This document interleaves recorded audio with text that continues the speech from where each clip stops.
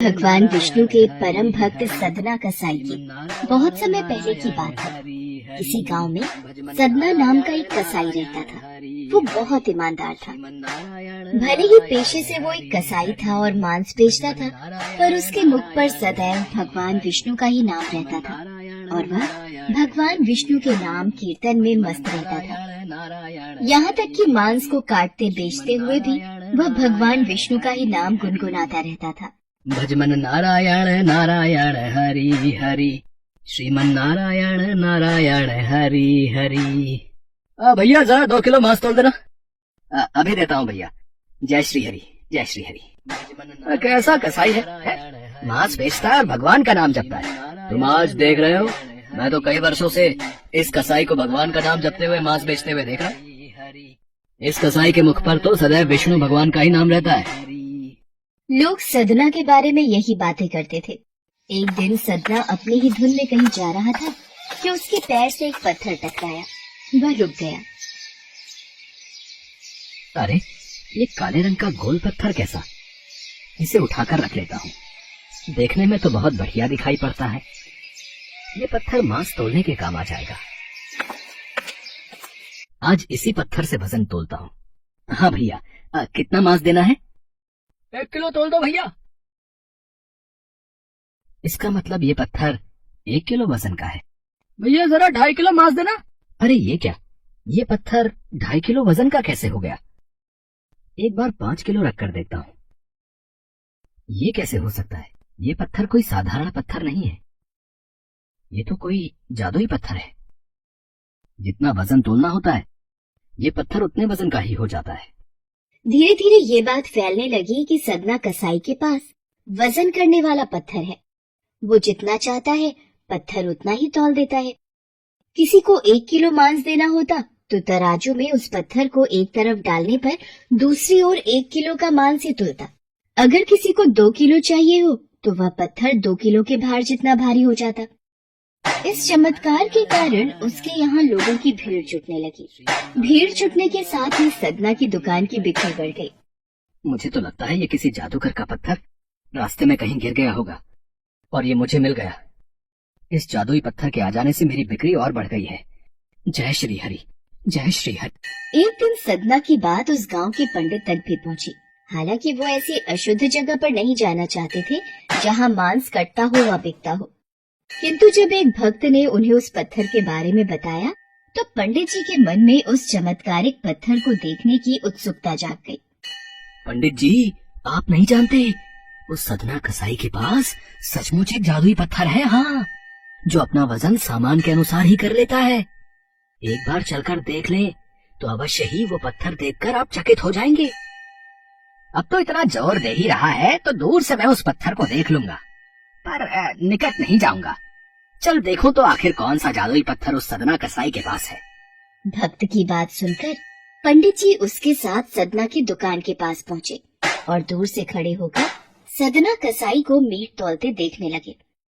उन्होंने देखा कि कैसे वह पत्थर हर प्रकार के वजन को बराबर तौल रहा था। वो ध्यान से उस पत्थर पर दूर से नजरें गड़ाए रहे। अचानक पंडित जी के शरीर के रोए खड़े हो गए। ये कैसे हो सकता है? ये पत्थर तो मुझे इस कसाई के पास जाकर बात करनी ही होगी। अब पंडित जी, आप और मुझ कसाई की दुकान पर मैं आश्चर्यचकित हूँ। आइए, कृपा करके यहाँ बैठिए। मैं आपकी क्या सेवा कर सकता हूँ? सदना, तुम्हारे इस चमत्कारिक पत्थर को देखने के लिए ही मैं तुम्हारी दुकान पर आया हूँ। या यूँ कहें कि ये चमत्कारी पत्थर ही मुझे खींचकर तुम्हारी दुकान पर ले आया है। पर शायद तुम इस बात से पूरी तरह अनजान हो। तुम जिसे पत्थर समझकर मांस तोल रहे हो, वास्तव में वो शालिग्राम जी हैं, जो कि भगवान विष्णु का स्वरूप है। तुम ये नहीं जानते, शालिग्राम जी को इस तरह गले कटे मांस के बीच में रखना व उनसे मांस तोलना बहुत बड़ा पाप है। भगवान विष्णु का पत्थर शालिग्राम? पंडित जी, फिर तो मैं बहुत बड़ा पाप कर रहा हूँ। मुझसे भूल हो गई। श्री हरि, मुझे क्षमा करना। मैं आपके इस रूप को पहचान नहीं पाया। पंडित जी, आप तो ब्राह्मण हैं, अतः आपसे उत्तम सेवा और पूजा भगवान शालिग्राम के इस पत्थर स्वरूप की कोई नहीं कर सकता। मैं भी नहीं। कृपया करके ये पत्थर आप रख लीजिए। ठीक है सदना, मैं भगवान शालिग्राम की सेवा करने के अवसर को भला कैसे ठुकरा सकता हूँ।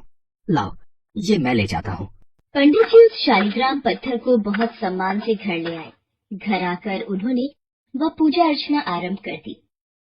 कुछ दिन ही बीते थे कि एक रात पंडित जी के स्वप्न में श्री शालिग्राम जी आए और बोले, हे ब्राह्मण, मैं तुम्हारी सेवाओं से प्रसन्न हूँ, किंतु तुम मुझे उसी कसाई के पास छोड़ आओ।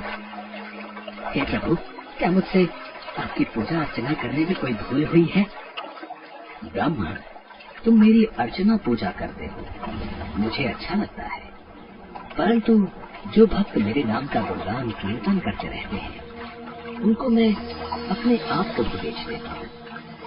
सदना तुम्हारी तरह मेरी पूजा अर्चना नहीं करता है, परंतु वो हर समय मेरा नाम गुनगुनाता रहता है, जो कि मुझे अच्छा लगता है। इसीलिए तो मैं उसके पास गया था, और जो भी मेरा नाम सुबह शाम जपता है, मैं तो उसी के अधीन हो जाता हूँ। सदना के मुख पर सदैव मेरा ही नाम रहता है, इसलिए मुझे वो अति प्रिय है। सदना मुझे निस्वार्थ प्रेम से याद करता है। मैं जानता हूँ तुम्हारी ही तरह वो भी मेरा परम भक्त है। ठीक है प्रभु, जैसी आपकी आज्ञा, मैं कल ही आपका ये स्वरूप उस कसाई को सौंप आऊंगा। पंडित जी अगले दिन ही सदना कसाई के पास गए। वह उनको प्रणाम करके सारी बात बताई। सदना, तुम महान हो। भगवान विष्णु श्री हरि ने स्वयं तुम्हारे पास रहने की इच्छा जताई है। वो चाहते हैं कि उनके आशीर्वाद स्वरूप ये शिला सदैव तुम्हारे पास ही रहे और वे तुम्हारे द्वारा की गई सेवा का लाभ उठाएं। सच पंडित जी, प्रभु श्री हरि ने ऐसा कहा। वो मुझ कसाई के पास रहना चाहते हैं। यदि प्रभु मेरे पास इस दुकान पर, जहाँ मैं मांस बेचता हूँ, रह सकते हैं, तो मैं क्यों उनके लिए अपना सर्वस्व छोड़कर उनकी भक्ति में नहीं लग सकता। मैं अब से मांस नहीं बेचूंगा। मैं अपने श्री हरि विष्णु भगवान की भक्ति में लीन रहूंगा। मेरा आज से यही नियम है, भगवान श्री हरि की भक्ति करना। पंडित जी ने श्री शालिग्राम जी को सदना को सौंप दिया। सदना कसाई की आंखों में आंसू आ गए। मन ही मन उसने मांस बेचने के कार्य को छोड़ देने का विचार और निश्चय किया कि यदि मेरे ठाकुर को कीर्तन पसंद है तो मैं अधिक से अधिक समय नाम कीर्तन ही करूंगा। आगे चलकर सदना कसाई भगवान विष्णु के परम भक्त कहलाए और उनकी कीर्ति व नाम चारों दिशाओं में विख्यात हो गया।